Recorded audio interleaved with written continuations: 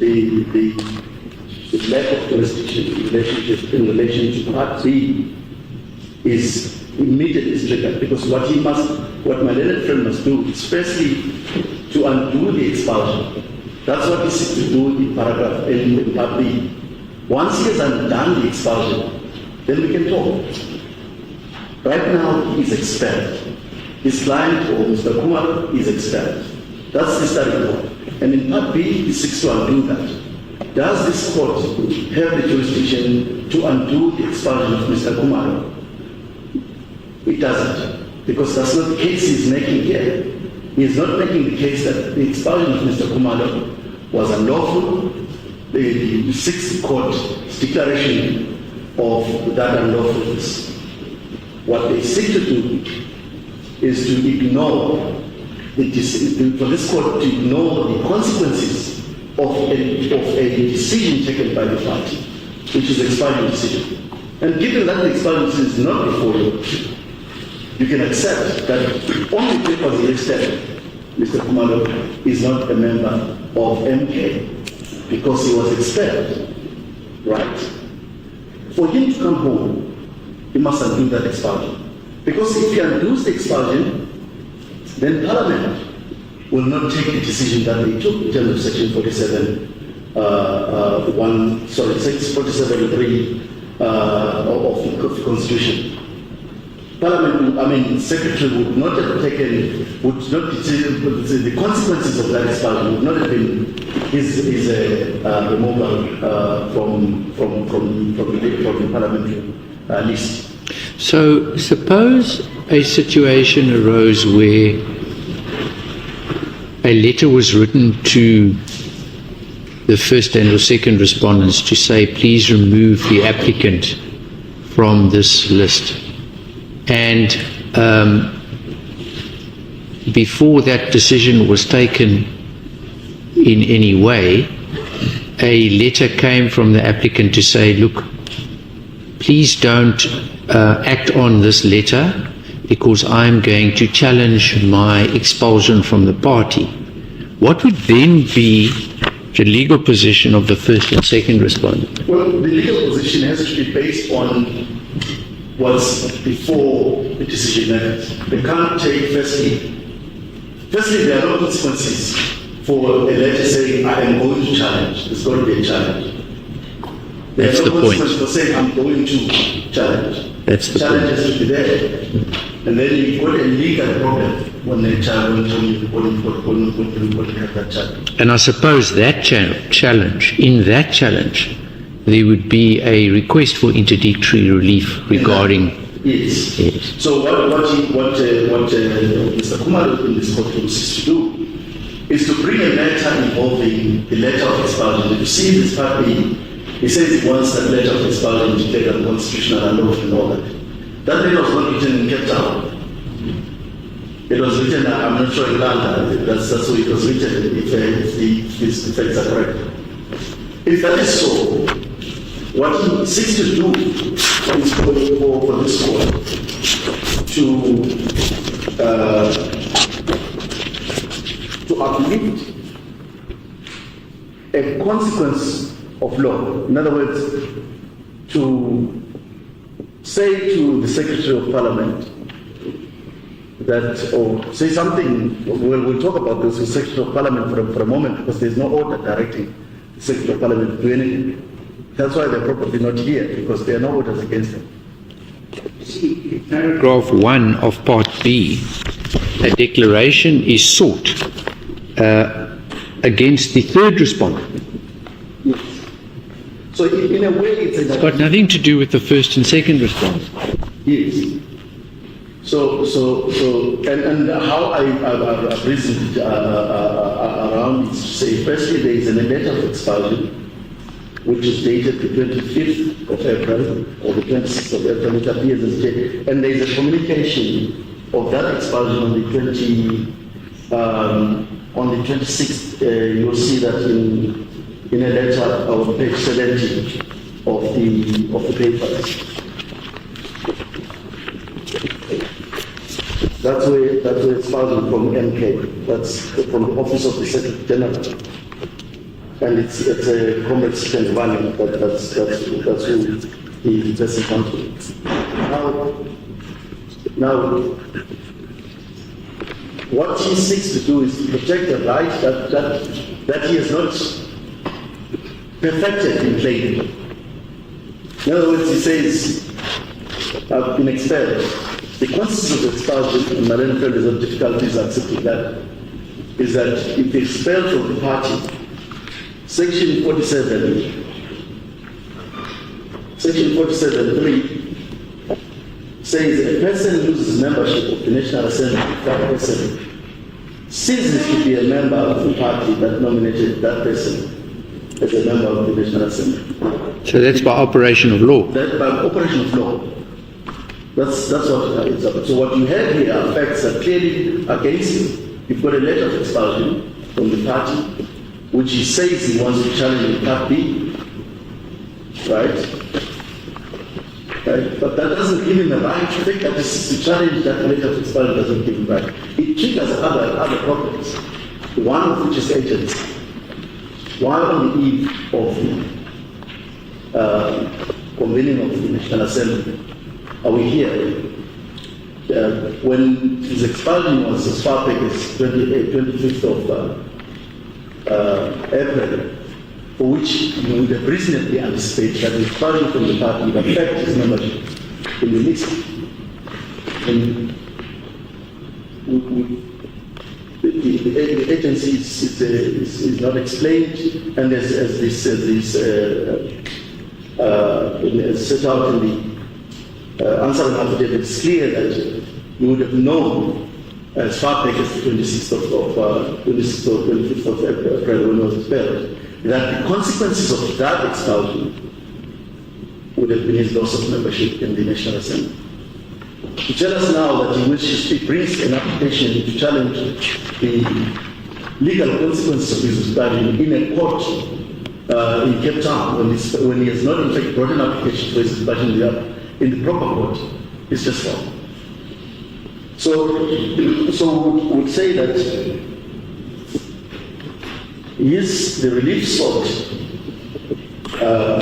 against someone, we are not sure who that person is that is sick, because we say that the upliftment of the court can only uplift the consequences of Section 47.3 if the applicant has been able to prove that it's not been expelled.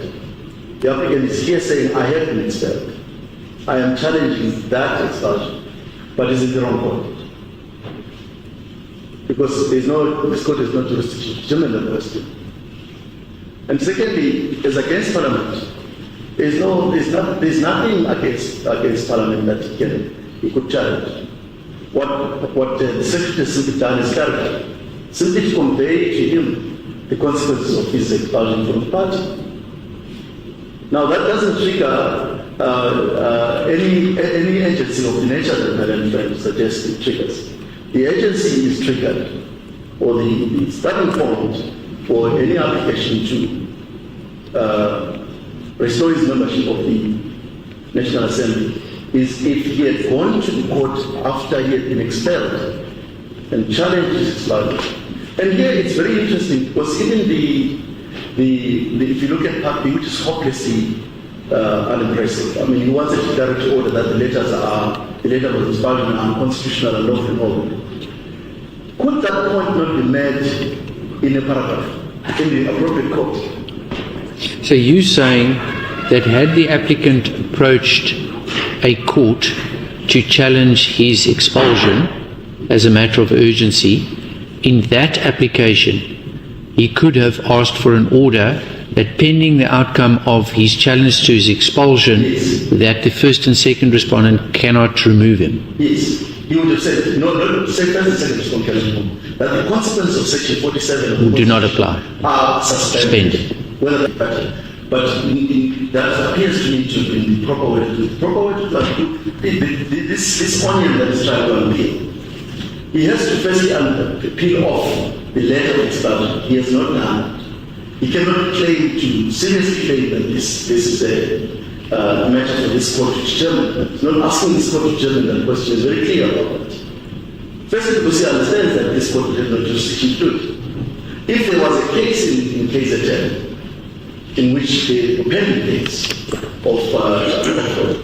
Mr. Khumalo challenging his expulsion, or as your Lordship puts it, could have come to this court and say there is a pending matter in the KZN that deals with this very question that has resulted in my expulsion from the National Assembly. Can a court give me a right for that matter to be determined first? But to bring on this, under this agency, I mean, I was instructed last night, to bring this kind of matter under this kind of agency,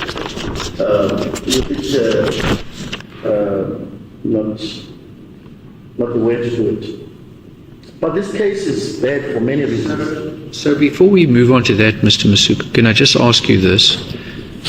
In paragraph 2 of part A, I suppose I should have asked your opponent, but it says directing the applicant be reinstated on the MKP parliamentary candidate list as number 1, pending part B application judgment. Okay, we've dealt with that argument. But then it says, and pending the electoral court judgment, including the appeals, if any. So, what do you say?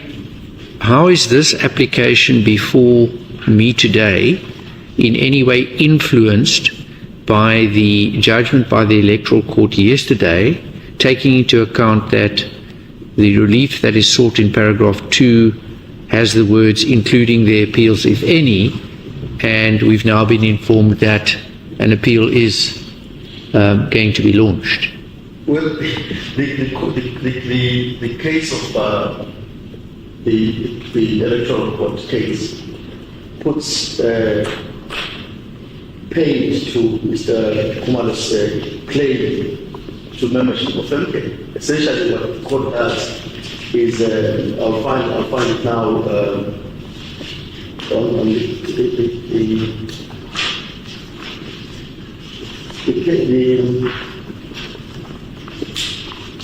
the court says that Mr. Khumalo has no standing to challenge an expulsion because he's not a member.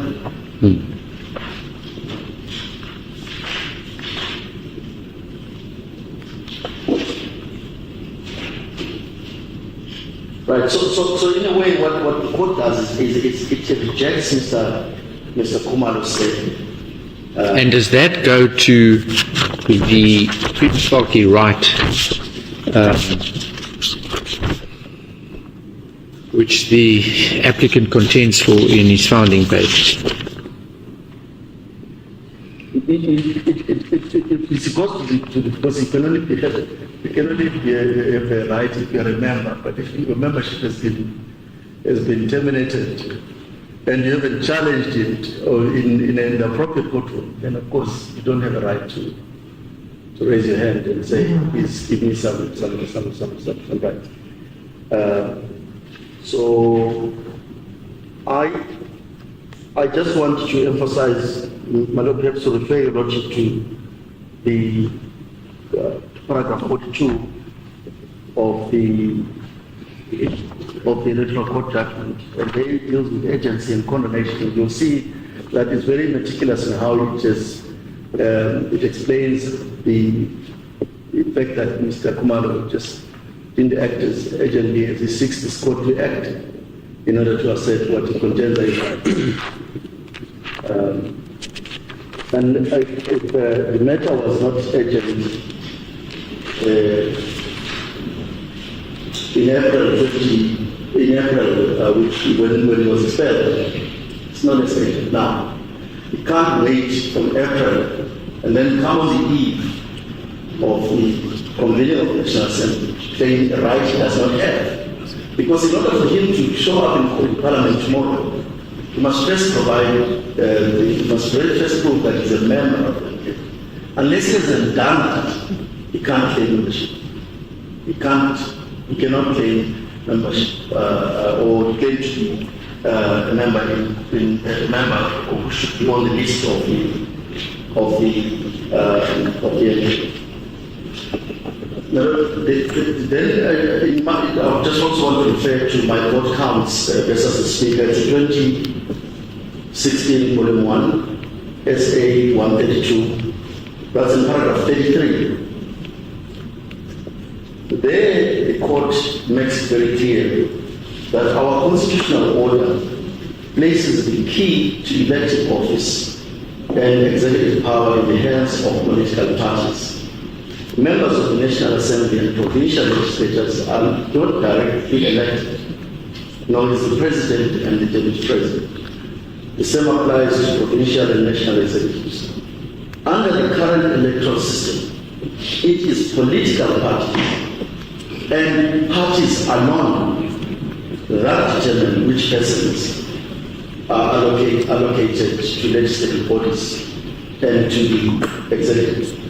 If you cease to be a member of that party, that nominated, you lose your membership of that legislature. Right, and of course, the court goes on in paragraph 83 to say that the compelling considerations led this court in Ramagaza, which is a very good judgment to look at when one is looking at the nature of our electoral system or the centrality of political parties. And it says the judgment's key findings are that they are the veritable vehicles of the Constitution has chosen for facilitating and entrenching democracy, and that they are the indispensable conduits for the enjoyment of the right to another citizen. So Mr. Khumalo cannot show you membership of this party. Cannot ask you to protect him from what's happening tomorrow. What you have right now is expulsion, his intention to do something about his expulsion.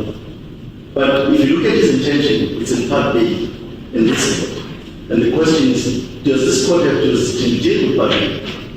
We're correct that this court doesn't have jurisdiction because the state of the Now that means we don't actually have anything on which to assist in that matter, because the requirements for an interpreter of the nature of the matter which to have is if he was here in court saying, I have no factor membership because I have challenged the loss of membership in court. I am going to establish that I am correctly on the list of the MK and I should be considered to be the member who should be sold tomorrow.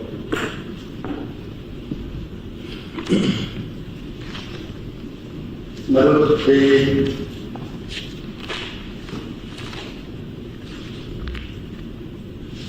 as I indicated now in our answer, we have seen from paragraph 7 the concept of jurisdiction appeared to that point of jurisdiction. And then one point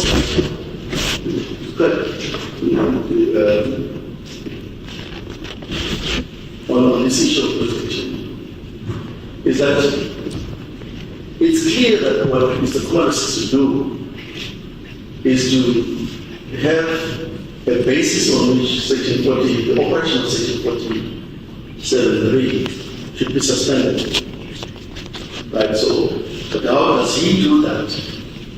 How can he, what must he establish in order for that suspension to take effect? He must come to this court, as I said earlier on, with an allegation that he is a member of the commission. But we know he's not, because you will see immediately public that he seeks membership and he seeks to be reinstated. On the issue of agency, I think we dealt with it in paragraph 10 to 30. Clearly, if his knowledge of when he was expelled, which is the real problem for him is his expulsion. He was expelled in April. He's here in court on the eve of very short truncated papers, and he can't seriously claim that the trigger for this application was the letter of the National Assembly. He would have reasonably known as an aspirant member of the National Assembly what requirements of being a member are. He would have known about Section 47, as he knows about other sections, for example, of the Constitution. He would have definitely known that Section 47 says once you lose the membership of party, in the party, you lose your place in the National Assembly. So he has not explained at all what he has been doing between April up until today. Today he brought in a reply after, which means that he had to work, my little friend to work until the hours of the morning trying to put together that reply affidavit. That's agent. I mean, someone has to be dying basically to attract your attention right now. And Mr. Khumalo is not in that position of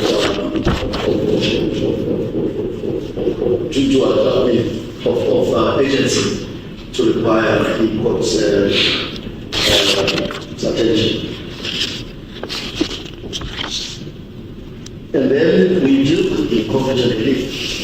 So my little friend says we must read, and the army is entitled to manage an application to say who exactly wants the relief against. But I can imagine that when Parliament, when members or the officials of Parliament were considering how to deal with this case, they ask themselves a very important question. The first of which is what relief is being sought against us? There isn't. No. But they cannot seek any relief against the speaker, for example, because the speaker is not there. We don't have a speaker. They cannot seek an order against the Secretary of Parliament for simply conveying consequences of the Secretary. So we start here exactly how he hopes the relief as he has framed can ever be considered confident.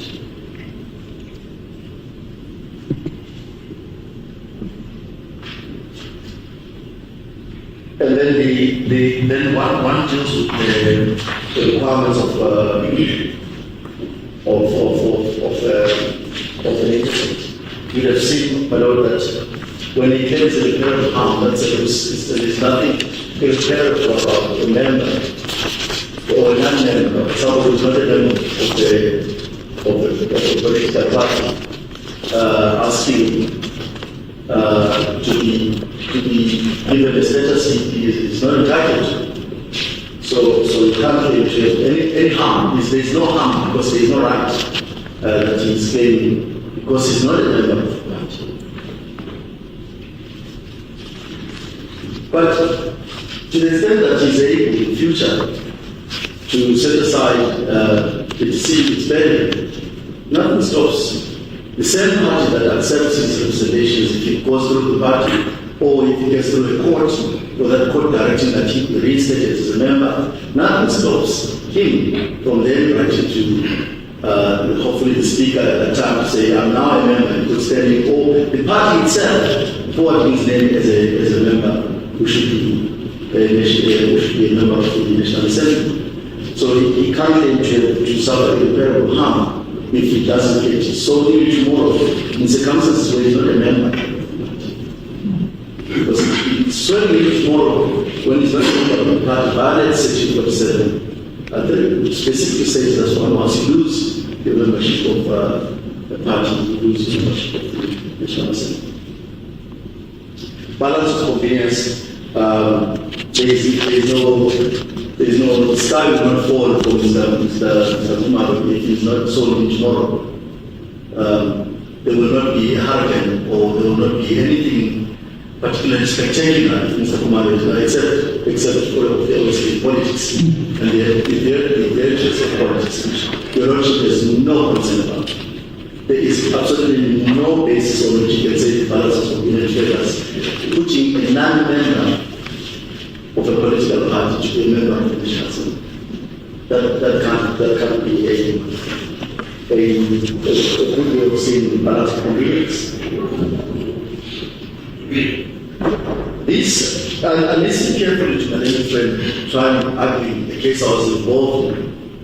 And because my friend Mr. Dali was involved in it, I sort of know that most of the arguments he was making arguments they should stay in that courtroom about how Mr. Khumalo would have known about this letter because he didn't know about the letter.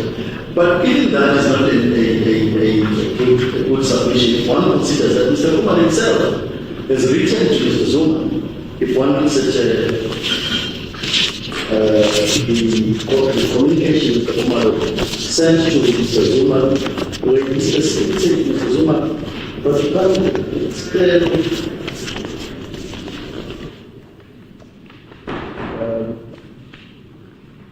Sorry, my lord, I actually had it here where Mr. Khumalo had written something to Mr. Zuma to say that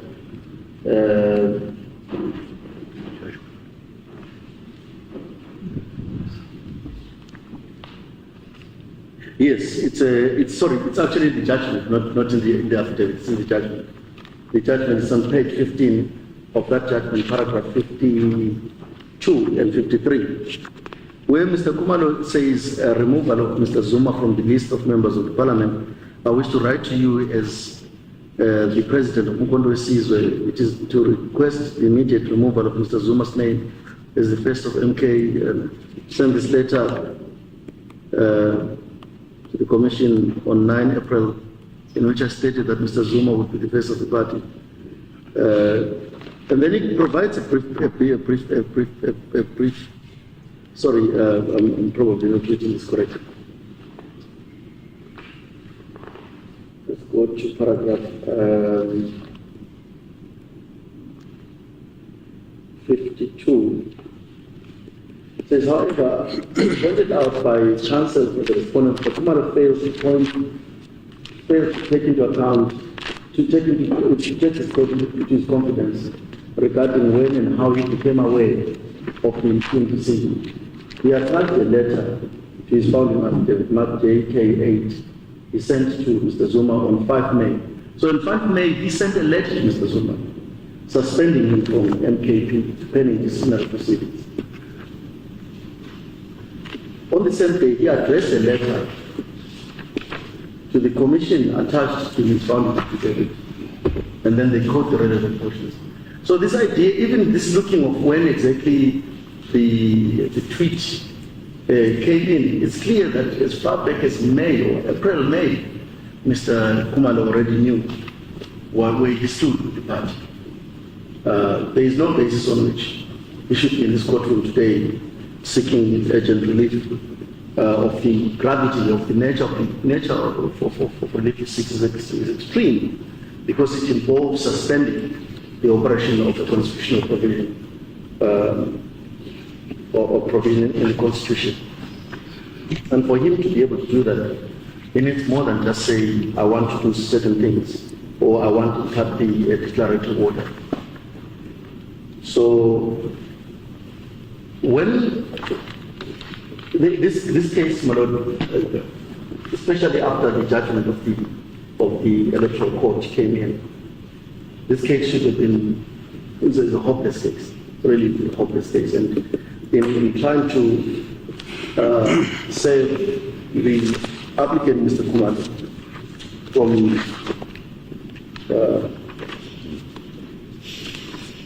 from making, I'm not being kind to the friend, but I think I've got guides to relate, making embarrassing submissions of the nature that have been made.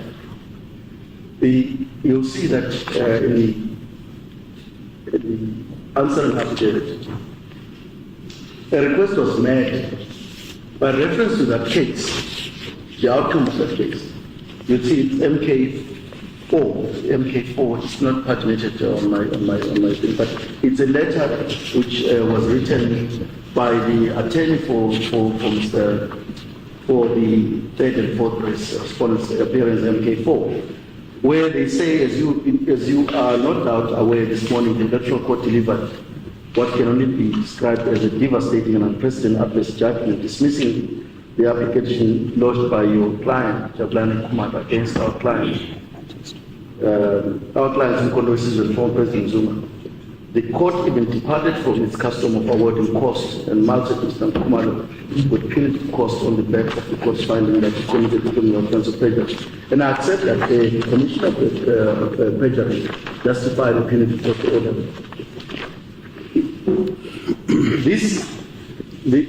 And then they invite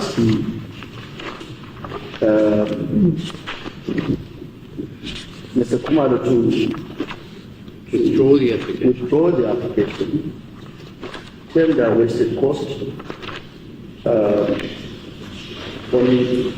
on the attending file stage and attend the removal of the matter to the board without the need of counsel appearance.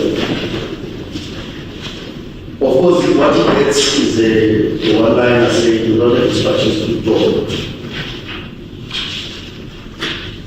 And that's simple. Now, this would be regarded as an abuse of the compassion court that justifies the punitive cost of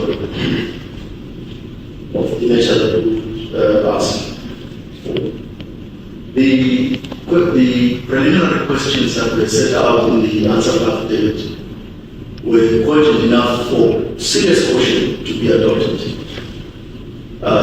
The issue of agency properly engaged should have resulted in the applicant accepting that the starting period from which he to explain the delay he brings to the application.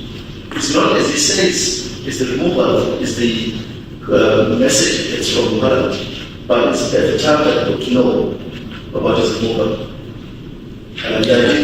But surely there's some separation. If I'm with you on the issue of costs, there must be some separation, because when the applicant launched his application, the Electoral Court decision had not yet been delivered. So, but once the Electoral Court decision came to hand, and thereafter your instructing attorneys addressed a letter, from that moment on, is your contention that attorney and client costs, the punitive costs order should follow? Absolutely. Absolutely. Because it is an abuse of the court. I mean, I'm sure there's actually more cases to deal with that are deserving of agency than a case of an applicant who wants to go to Parliament when he knows that he doesn't deserve to be Parliament, because he's not a member of the political party. It's as simple as that. No membership of the party, no right to be in the National Assembly. It's a simple theory that escaped Mr. Khumalo when he brought this in. So to ask for the application dismissed costs when he escaped. Thank you, Mr. Muswat. Are you in a position to reply, sir, or would you like the matter to stand down shortly? What would you like to do? I would prefer to proceed with my junior existing that to take effect as So you follow your instructions.